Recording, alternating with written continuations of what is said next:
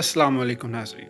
सुलेमान अलैहिस्सलाम को दी गई ताकतों के बारे में तो आपने काफ़ी कुछ सुन रखा होगा, लेकिन आज जिस वाक़े के मुतालिक हम आपको बताने लगे हैं वो यकीनन आपने पहली दफ़ा सुन रहे होंगे। सऊदी अरब का एक दूर अफ्तादा गांव लीना अहद कबलस तारीख के कई अजायबात पर मुश्तमिल है। यहाँ हज़रत सुलेमान अलैहिस्सलाम के लश्कर के लिए जन्नात के खोदे हुए 300 कुएँ भी हैं।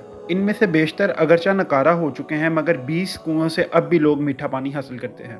जिन्नात ने ये कुएं ज़मीन की बजाय सख्त तरीन चट्टानों को तोड़कर बनाए थे, जिस पर माहिरीन अब भी हैरान हैं कि इन अजायबात को देखने के लिए दूर दूर से सयाह भी इस इलाके का रुख करते हैं। अल अरेबिया की रिपोर्ट के मुताबिक सऊदी अरब का ये तारीखी गाँव लीना मुमलिकत के शमाल शहर रफा से 100 किलोमीटर के फासले पर वाक़ है।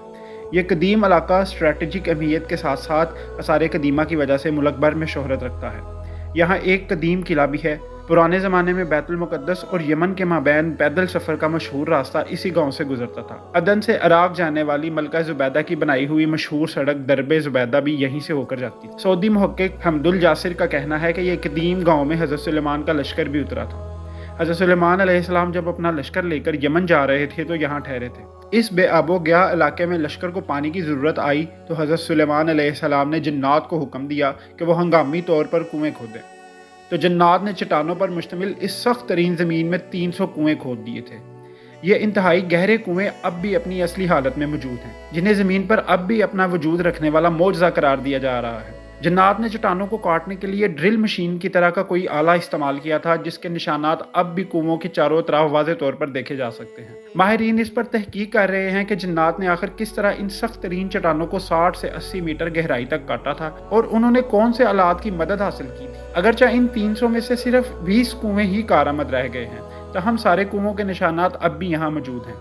इन कुओं को देखने वाला हर शख्स हैरतज़दा होकर रह जाता है। तारीखी रवायात के मुताबिक हज़रत सुलेमान अलैहिस्सलाम अपने लाओ लश्कर समेत यमन जा रहे थे तो वो यहाँ दोपहर के खाने के लिए उतरे थे। लश्कर में जन्नात की फ़ौज भी शामिल थी। जब लोग प्यासे हुए तो हज़रत सुलेमान अलैहिस्सलाम ने जन्नात की फ़ौज के कमांडर सबतर की तरफ देखा तो वो हंस रहा था। हज़रत सुलेमान अलैहिस्सलाम ने उससे हंसने की वजह पूछी तो इसने कहा कि आप लोग प्यास से तड़प रहे हैं, मगर मीठा पानी आपके कदमों के नीचे ही है। हज़रत सुलेमान अलैहिस्सलाम ने सबतर को पानी निकालने का हुक्म दिया तो थोड़ी ही देर में इसने अपनी फ़ौज की मदद से 300 कुएं खोद दिए और इस तरह सैयदना सुलेमान अलैहिस्सलाम का पूरा लश्कर सैराब हो गया। मारूफ मौर्रख याकूत हमवी के दौर तक ये सारे कुएं मीठे पानी से लबालब भरे हुए थे। याकूत हमवी ने अपनी मशहूर किताब मोजमल बलदान में लिखा है कि लीना इराक़ के शहर वासित से मक्का मुकरमा जाते हुए 7वीं मंजिल पर आता है। यह इलाके अपने मीठे पानी के कुओं की वजह से शोहरत रखते थे। इन कुओं की वजह से ये इलाका बाद में एक तजारती मरकज़ बन गया था, जहाँ इराक़ और अरब के ताजर मंडियाँ लगाते। नजद समेत सऊदी अरब के शुमाली इलाकों के लोग यहाँ आकर ख़रीदारी करते। ताजर अपने सामान तजारत को यहीं अगले सीज़न तक महफूज रखने के लिए पहाड़ों पर बने बड़े बड़े गुदामों में रखते थे, जिन्हें सयाबीत कहा जाता था। ये गुदाम अब भी वहाँ मौजूद हैं। अलावा अजी ये इलाका मुख्तलिफ आसार कदीमा की वजह से भी शोहरत रखता है। सऊदी हुकूमत ने यहाँ एक शाही किला भी तमीर कराया है।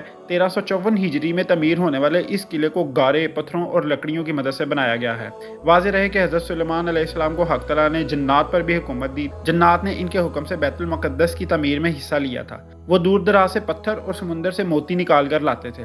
इनकी तमीर करदा इमारतें अब भी मौजूद हैं। इसके अलावा भी हज़रत सुलेमान अलैहिस्सलाम जन्नात से बहुत से काम लेते थे, जिसका जिक्र कुरान करीम में भी वाज़ेह तौर पर किया गया। तो ये थी आज की वीडियो। इस तरह की मज़ीद वीडियो देखने के लिए चैनल को सब्सक्राइब करें। बहुत शुक्रिया। मिलते हैं किसी ऐसी ही अगली वीडियो में।